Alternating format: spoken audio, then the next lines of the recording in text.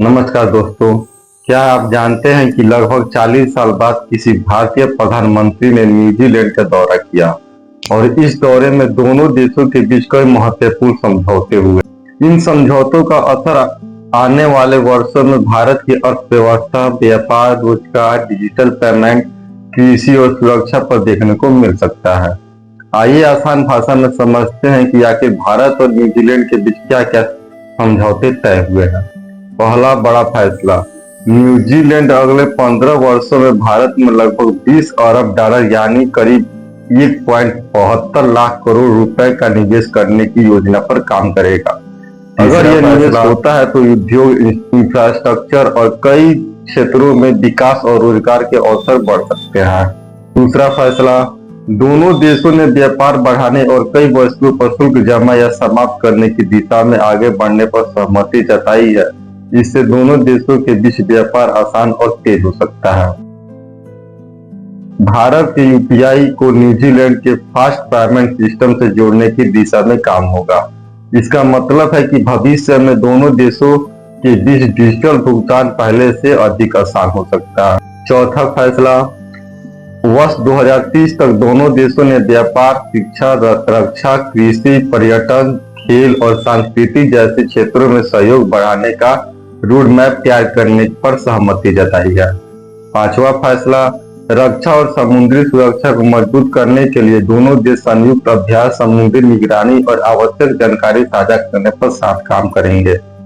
छठा फैसला, आतंकवाद के खिलाफ दोनों देश मिलकर काम करेंगे। इसके लिए खुफिया जानकारी साझा करने और सुरक्षा सहयोग बढ़ाने पर भी सहमति बनी है। सातवां फैसला, डेयरी, पशुपालन और कृषि के क्षेत्र में नई तकनीकी और विशेषज्ञता साझा की जाएगी, जिससे किसानों और खाद्य सुरक्षा को भी लाभ मिल सकता है। आठवां फैसला, पर्यटन को बढ़ावा देने के लिए दोनों देशों के बीच सहयोग बढ़ाया जाएगा, जिससे यात्रा आसान हो सकती है और पर्यटन क्षेत्र में नए अवसर पैदा हो सकता है। नौवां फैसला, खेलों में भी साझेदारी बढ़ेगी। रोइंग, एथलेटिक्स, गोल्फ और स्पोर्ट्स साइंस जैसे क्षेत्रों में सहयोग पर जोर दिया जाएगा। 10वां और सबसे महत्वपूर्ण फैसला, दोनों देशों ने वर्ष 2030 तक लगभग 3500 करोड़ रुपए के व्यापार का लक्ष्य रखने की दिशा में काम करने पर सहमति जताई है।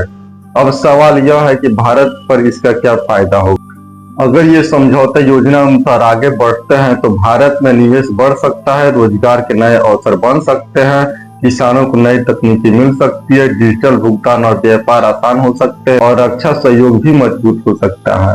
वहीं न्यूजीलैंड को भारत जैसे बड़े बाजार तक बेहतर पहुंच मिल सकती है। यानी यह समझौता दोनों देशों के लिए लाभकारी बनने की कोशिश है। दोस्तों, किसी भी अंतर्राष्ट्रीय समझौते का वास्तविक असर उसके लागू होने और समय के साथ मिलने वाले परिणामों पर निर्भर करता है। इसीलिए आने वाले वर्षों में यह देखना महत्वपूर्ण होगा कि इन घोषणाओं का कितना हिस्सा जमीन पर उतरता है।